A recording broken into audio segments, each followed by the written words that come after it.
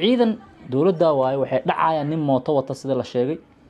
waxaana meeshan ay tahay jid runtii khatar ah oo aad halis u ah dadka markay marayaan waxa waaye ilaahay gacmaha kor uga taagan waxaan ilaahu nagu badbaadi kan meel kale oo ay ka wareegaan ma haystaan dadka xaafadaan degan laakiin hadday maraan laba mid le waa ama ciyaal weero hubaysan oo baangalintaas la fac wato maafi ahaa dhaxda u soo galaysa ama ciidan kuwa dareeska wata dowladda ayaa dhaxda u soo istaagaya oo dadkii wax ka qaadanaya dhibaateena mararka qaarkiina ma aaminay meeshan geeda garoobka ama cali garoobka ku yaala waxay u dhowdahay jidkan oo toos u aadaa laamiga garas baalay luuq markii saan loo galana bar control ku taala haddana waa mid kamid kan ugu halista badan ee la maro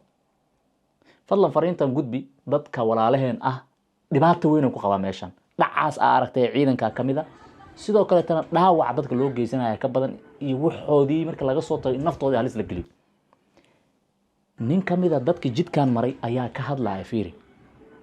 wuxuu leeyahay ilaahay uu badbaadi maanta meeshan aan marayo laba halis bes waa uu leeyahay in inta liiga soo baxo la idilo wixii liiga qaato inuu ilaahay ugu simo oo aan tartiib uga tago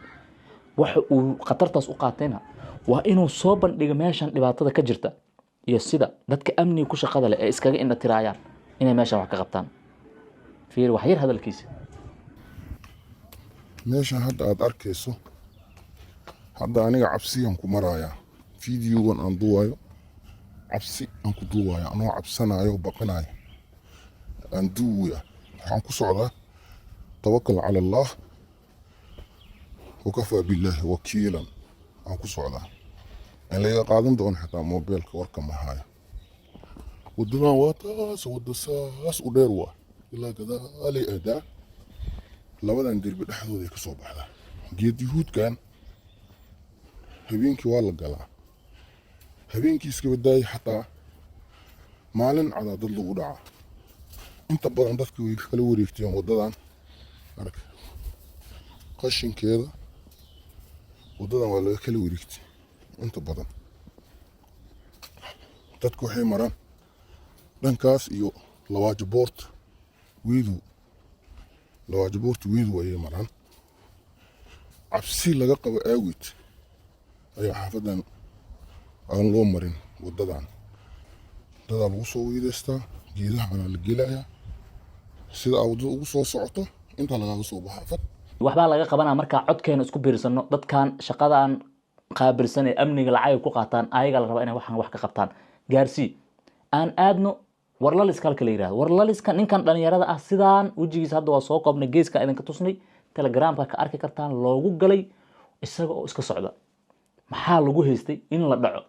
ragga waa la aqoonsaday ilaa hadda lama soo qabanin waa meel kale oo qatara meeshaas iyadana jid la maro oo qatara waa qofka maba la wareysanayaba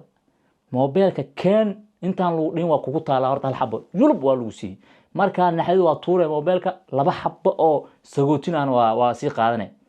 ماشي كاسو آدوا إيش حتى عدنا قطة هلس واي هذا نكا ماذا حال كاس واي دبر كواي وحافهم إن إيجا جارسيتا باشا جيل اللي تاع قطرنا واي رنتي ورفرحد له isbitaalka taqoosiga Muqdisho wuxuu bulshada u diyaariyay fursad dahabiya laga bilaabo 15 Oktoobar ilaa sanadka cusub waxa bilaash la kulanka dhaqaatiirta sidoo kale waxa jirta qiimo 30% hooyooyinka ama dumarka meesha maraya halista ninkan uu galay ka badan ay gali karaan ma wax laga qabto nimankii saan sameeyay la aqoonsaday waji ahaan ninkii dhaawac ahaa dacwooday cid loo soo qabtay ilaa hadda macnaheedu waxa fahmay in baasha iskaashi socotaba luuqan iyo jidadkan dadka lagu baaranayo wixii ka soo xarooda rag inay kala tuurtaan iska cad hadiiba dadkii dhibka geystay oo la yaqaan la qabanin khatar dadka ay ku jiraan loona baahan yahay in laga hortago ilaamaha amni dadkan masaakiinta dhinac kasta ma laga bisleena maya haddii qofkan uu soo qaato inuu ishubeeyo xitaa tusaale uu rabo inuu isdifaaco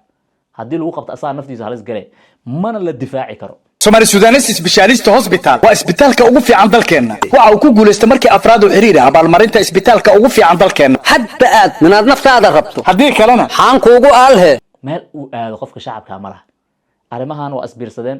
hal ujeedaan ka leenahay anaga in wax laga qabto dadka waa macaadi halkaas ayaa hurayso ciil ma hadli karaan waa digsi gubtay oo kale dibka iga dajin ku dhigi kara digsi laakiin waa kullana hadda halkaas ay marayaan waxaan rajaynayaa in wax laga qabto ninkan walaalkeenana Allah uu caafiyo cadeymaha oo isku xiran Telegram